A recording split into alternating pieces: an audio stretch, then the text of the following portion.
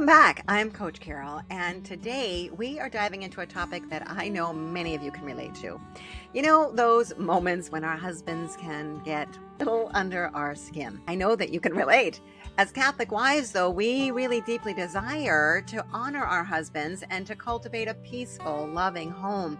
Let's be honest, raising kids and having a husband, all of it can get to be a little bit of a spiritual workout sometimes. As a certified life, marriage, and mindset coach and someone who's trying to live out her own Catholic faith, I want to share a few tips that can help us all respond with grace and love, even when it feels like our buttons are being pushed, like when you hear him yelling at your son in the garage for what seems to be an absolutely frivolous offense, or he has left the milk carton out again overnight, but suddenly there's a sink full of dishes when you get up in the morning, and yet you went to bed with that sink all cleaned out. How'd that happen? Or he's working late for the fourth night this week, and you feel alone. Like, this isn't what you signed up for. Putting the kids to bed alone every night? Like, what's up with that? I get it. I've been there. It's hard. So here are 3 principles to keep in mind. First is the power of your peace. So think of your peace and your calm as a precious gift that you give to your family from your feminine genius. When your husband says or does something that irritates you, your immediate reaction might be to engage, to correct, or to express that frustration. In that moment, remember, your peace is actually very powerful. Instead of reacting outwardly, expressing that frustration, even yelling at him, hit the pause button. Take a breath. Offer a quick prayer, maybe a simple, Jesus help me, or Mary, guide me. This pause is going to allow you to choose intentionally to respond out of love, which is more aligned with your true best self rather than reactivity. It doesn't mean ignoring the issue, but it means approaching it from a place of your inner calm. Remember, a peaceful wife often inspires a more peaceful husband, and a woman truly does set the tone in the household because she is the heart of the home. We get to set the tone. Tip number 2, focus on his goodness. Focus on what you want more of, because we always get more of what we focus on. Our Catholic faith calls us to see the inherent dignity and goodness in every person, especially our husband.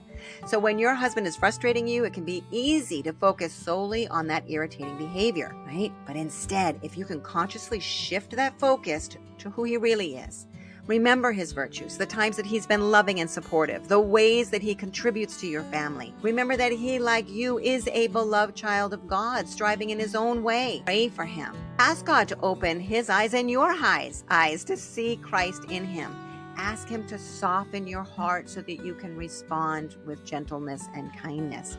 St. Paul tells us in Philippians 4:8 to dwell on what is true, noble, right, pure, lovely, admirable, excellent, and yes, praiseworthy. Tip number 3 is to surrender and trust. Sometimes, despite our best efforts, our husbands are still going to do things that irritate us. And in those moments, the temptation might be to try to control the situation, even to nag, try to get him to change. It's not going to work, right? Instead, I invite you to surrender the outcome and to trust your husband's good intentions. From a Catholic perspective, that aligns very much with surrendering to God's will and trusting in God's plan for our marriage. It doesn't mean accepting harmful behavior, but it does mean releasing the need to micromanage or control your husband's actions and reactions. Offer those frustrations to God. Trust that he can work out all those challenging moments, and remember the power of prayer. Pray for him. Pray for your marriage. Trust in God's grace. Look for the good, right? Give him grace. Give yourself grace. It makes a huge difference when we soften ourselves and step back into our femininity. These are just a few thoughts, dear sisters. Remember, building a strong, loving marriage is a journey, and it's gonna have bumps in the road. Focus on your own peace. Seek to see the good in your husband. Surrender to God's grace. We can navigate these moments with more love and less frustration. So what are some of your go-to strategies for handling these kinds of moments? Share your wisdom in the comments below. I love reading them. And if you found this helpful, please like the video, subscribe, even share it with a friend, okay? You know, we all struggle with managing our mind and dealing with frustrating behaviors from husbands and kids. I invite you to head over to my website, createmyhappymarriage.com. You can schedule a complimentary relationship assessment call to explore how Catholic marriage coaching can empower you. I'm Coach Carol, and I stand boldly for marriage. Thanks for being here. God bless your day.